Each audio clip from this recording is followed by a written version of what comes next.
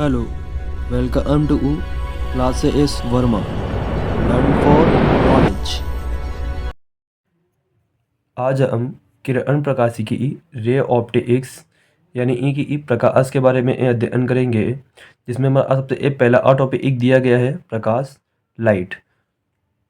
ऊर्जा का वह रूप जो हमारी दृष्टि संवेदना को जागृत करता है, प्रकाश कहलाता है। यानी कि ऊर्जा का वह रूप जब कोई ऊर्जा का सोर्स या ऊर्जा हमारी आँखों में प्रवेश करती है और हमारी आँखों में वो संवेदना शक्ति से टकराती है, तो वो हमें महसूस होती है। ऊर्जा को हम महसूस कर पाते हैं आँखों की सहायता से, तो उसको हम क्या बोलते हैं? प्रकाश कहते हैं। ऊर्जा के उस रूप को हम प्रकाश कहते हैं। प्रकाश के एक कारण ही हम अपने परिवेश को देख पाते हैं। हमारे चारों तरफ अब जो भी परिवेश यानी पर्यावरण दिया गया है, एनवायरनमेंट दिया गया है, उसे देखने का जरिया क्या है? प्रकाश ही है। प्रकाश के इस सरल रेखीय गमन पथ को हम प्रकाश किरण कहते हैं। यानी कि प्रकाश जिस तरह से एक सीधी रेखा में चलता है, उस सीधी रेखा को हम प्रकाश की एक किरण कहते हैं। प्रकाश की किरणों के समूह को यानी कि इस तरह की बहुत सारी किरणें अगर हैं, तो उस समूह को हम प्रकाश पुंज कहते हैं। अगला टॉपिक दिया गया है प्रकाश का परावर्तन, रिफ्लेक्शन ऑफ लाइट। परावर्तन यानी कि वापस लौटना।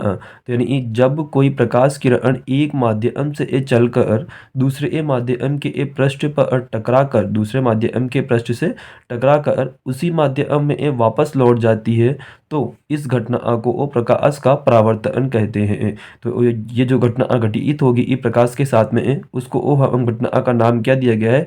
परावर्तन। तो देखिए इसे एक चित्र की सहायता से समझते हैं।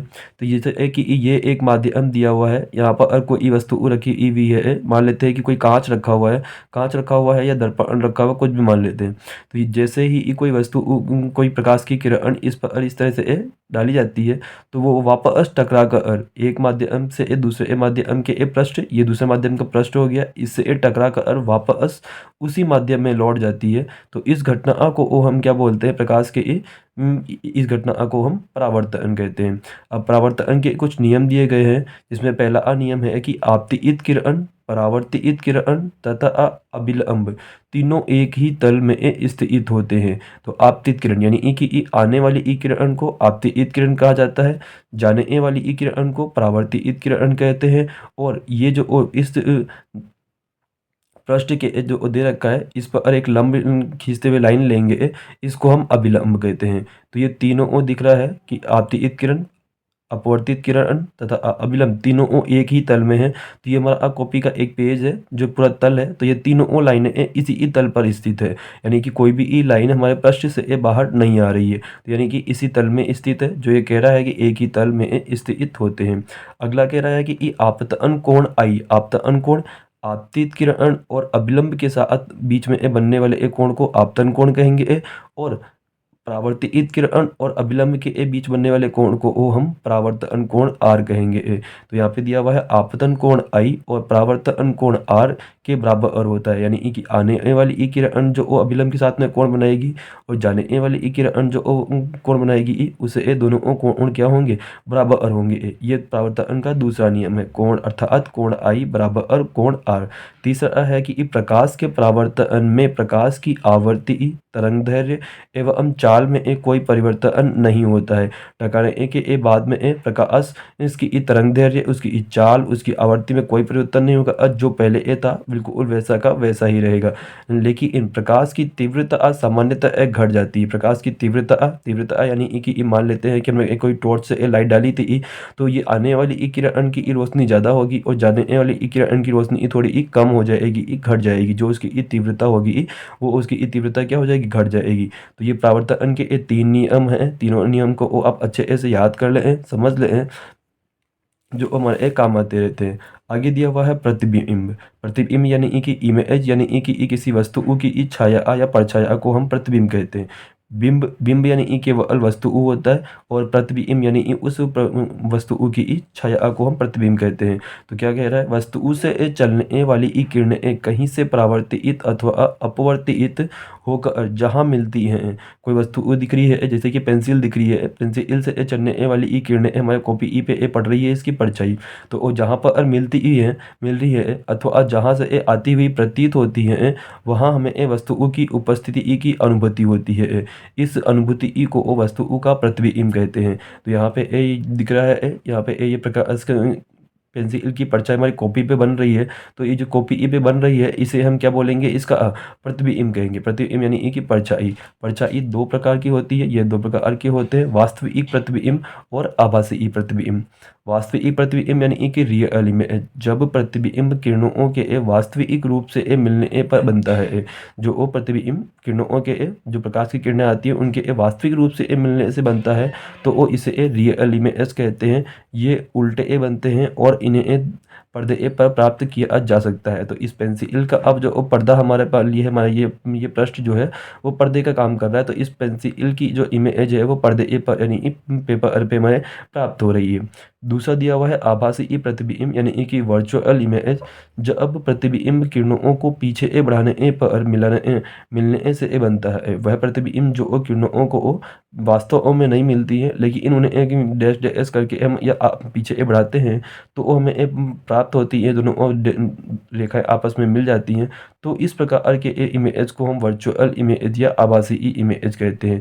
ये सदैव सीधे बनते हैं और इन्हें पर्दे पर प्राप्त नहीं किया जा सकता। इन्हें हम किसी पर्दे पर प्राप्त नहीं कर सकते, क्योंकि इनमें किरणें जो होती है उनको हमने केवल रेखी आगे बढ़ाया है, जो कहीं ना कहीं एक दूसरे को काट देती है, जिससे आभासी प्रतिबिंब प्राप्त होता है। तो प्रतिबिंब हमारे पास में हो गया। प्रतिबिंब कैसे होते हैं, दो तरह के होते हैं, वास्तविक प्रतिबिंब और आभासी प्रतिबिंब। अब नेक्स्ट टॉपिक हमारे पास में है समतल दर्पण से बने प्रतिबिंब के गुण।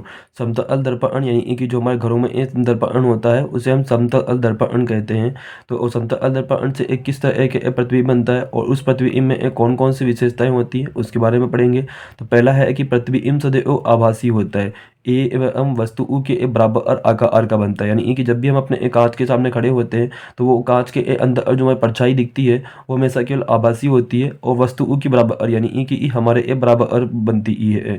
दूसरा, प्रतिबिंब उसी दूरी पर बनता है जितनी दूरी पर वस्तु रखी होती है, यानी कि जब हम दर्पण के सामने खड़े होते हैं तो जितना दूरी पर हम दर्पण से खड़े होते हैं उसका जो हमारा जो प्रतिबिंब बनता है वो अंदर कांच के उतनी ही दूरी पर जाके बनता है जितना दूर हम कांच से खड़े हैं। प्रतिबिंब में पार्श्व परिवर्तन होता है, अर्थात प्रतिबिंब में बाईं ओर का भाग दाईं ओर जबकि दाईं ओर का भाग बाईं ओर दिखाई देता है। जब भी ये हम कांच में देखते हैं तो हमारा राइट हैंड कांच के अंदर लेफ्ट हैंड दिखता है और हमारा लेफ्ट हैंड कांच के अंदर राइट हैंड दिखता है। अगला है कि इस समतल दर्पण में व्यक्ति का पूरा प्रतिबिंब देखने के लिए हमें अपना पूरा प्रतिबिंब देखने के लिए हम किसी समतल दर्पण के सामने खड़े हैं और इसमें हमारा गर्दन दिख रही है या फिर एक और पेट तक दिख रहा है, तो मैं पूरा देखने के लिए पूरा प्रतिबिंब देखने के लिए क्या कह रहे हैं कि व्यक्ति की लंबाई का आधा होना चाहिए। दर्पण जो है जो वे दर्पण काम में ले रहे हैं वो व्यक्ति की लंबाई का आधा होना आवश्यक है, अर्थात दर्पण की लंबाई बराबर व्यक्ति की लंबाई अपॉन 2 हो जाएगा। ये इसका दर्पण की लंबाई निकालने का फॉर्मूला हो जाएगा, या फिर ये दर्पण की लंबाई दुगनी होनी चाहिए व्यक्ति की लंबाई से। अगला है, यदि किसी आपतित किरण के लिए दर्पण को थीटा कोण पर झुका दिया जाए तो वो परावर्तित किरण 2 थीटा कोण पर घूम जाता है। यदि को हमारे पास में दे रखा है, ये हमारे पास में दर्पण पहले इस तरह से रखा हुआ था, हमने इसको जरा सा इधर टेढ़ा कर दिया। पहले ये इस तरह से रखा हुआ था, इसको हमने इस तरह से घुमा दिया। तो क्या बोल रहा है कि आपतित किरण के लिए दर्पण को थीटा कोण पर घुमा दिया जाए तो परावर्तित किरण 2 थीटा कोण पर घूम जाती है। ये हमारी आपतित किरण थी और जो परावर्तित किरण होगी वो दर्पण से 2 थीटा कोण पर घूम जाएगी। अगला नियम है, यदि वस्तु समतल दर्पण की तरफ या उससे दूर v वेग से चलती है। यदि कोई वस्तु है, समतल दर्पण रखा हुआ है यहाँ पर और इससे v वेग से आ रही है या पास में दूर जा रही है, पास में आ रही है, तो उसका प्रतिबिंब 2v वेग से ए दर्पण की ओर या उससे ए दूर जाता है। यानी ई कि जब हम किसी कांच में ए देख रहे हैं तो अगर उसकी तरफ चल कर के आ रहे हैं या उस कांच से ए दूर जा रहे हैं तो वो आप देखेंगे कि आप जितनी स्पीड से आ रहे हैं उसके अंदर जो इमेज बन रही है हमारी वो हमसे ए डबल स्पीड से हमारे पास में आ रही है। तो ये इस नियम के अनुसार ये 2v वेग से दर्पण की ओर या उससे दूर जाता है। अगला है यदि ये दो दर्पण थीटा कोण पर झुके हैं। हमने ये दो दर्पण लिए, दो कांच लिए हमने घर पे हमारे और उन्हें हमने इस तरह से रखा। यदि यदि ये दो दर्पण थीटा कोण पर रख दे, थीटा कोण पर इस तरह से मिलाकर के रख देते हैं तो वो बनने वाले प्रतिबिंबों की संख्या अब इसके बीच में कोई वस्तु यहाँ पर रख देते हैं, यहाँ पर इस तरह से वस्तु रखी हुई है तो कितने प्रतिबिंब बनेंगे इसकी संख्या निकालने के लिए यहाँ पे फॉर्मूला दे रखा है। तो बनने वाले प्रतिबिंबों की संख्या 360 बटा थीटा -1 हो जाएगा। यानी जब 360 का मान सम प्राप्त हो, इस फॉर्मूले में भी दो तरीके दे रखे हैं। अगर यहाँ पे थीटा का मान रखने पर भाग देने पर हमें सम संख्या प्राप्त होती है तो वो आपको क्या करना है, सम संख्या प्राप्त होती है तो वो यहाँ पर ये इसको भाग दिया हमने, सम संख्या प्राप्त हो गई -1 प्लस 5, -1 कर देंगे तो आंसर कितना आ गया, 5 आ गया। दूसरा कहता है कि जब 360 बटा थीटा विषम मान प्राप्त होता है तो ये फॉर्मूला काम में लेना है और इसको भाग देने पर अगर सम संख्या प्राप्त होती है तो इसमें -1 करना है, तो यहाँ पे इसको ध्यान से देख लें। अगर भाग देने पर हमें सम संख्या प्राप्त होती है तो आपको इसमें -1 करना पड़ेगा। अगर भाग देने पर विषम संख्या प्राप्त होती है तो वो भाग नहीं देना पड़ेगा। जैसे हमने 60 का भाग लगाया, 60 का भाग लगाते हैं तो यहाँ पे 6 आ जाएगा। 6 सम संख्या है तो इसमें -1 कर देंगे तो हमें 5 प्रतिबिंब प्राप्त होंगे। कब, जब हमने इन दोनों कांचों को 60 डिग्री के एक कोण पे रखा, 60 डिग्री को कोण पे रखेंगे, कोई वस्तु को यहाँ पर रखेंगे तो हमें इसके 5 प्रतिबिंब देखने को मिलेंगे। या फिर आप खुद खड़े हो जाए यहाँ पर तो आपको वो 5 प्रतिबिंब देखने को मिलेंगे अपने। और जब इसे आप 40 डिग्री पर रखेंगे तो वो आपको यहाँ पे भाग देने पर 9 आ रहा है, इसमें -1 नहीं करना पड़ेगा। 9 आ रहा है तो हमें इसमें 9 प्रतिबिंब अपने देखने को मिलेंगे। इसी तरह से यहाँ पर मान रखते जाएंगे और आपको मान निकल जाएंगे। अर्थात प्रत्येक स्थिति में प्रतिबिंबों की संख्या विषम ही होनी चाहिए। यानी कि जो प्रतिबिंब प्राप्त होंगे वो हमेशा विषम संख्या में ही प्राप्त होंगे। क्या आपको अगर सम आता है तो हम 1 माइनस करके उसको विषम कर लेंगे और डायरेक्ट विषम आता है तो वही आंसर हो जाएगा। इसके नेक्स्ट टॉपिक की चर्चा हम अपने नेक्स्ट वीडियो में करेंगे। आज के लिए इतना ही। आप सभी का हमारे साथ जुड़े रहने के लिए बहुत बहुत धन्यवाद।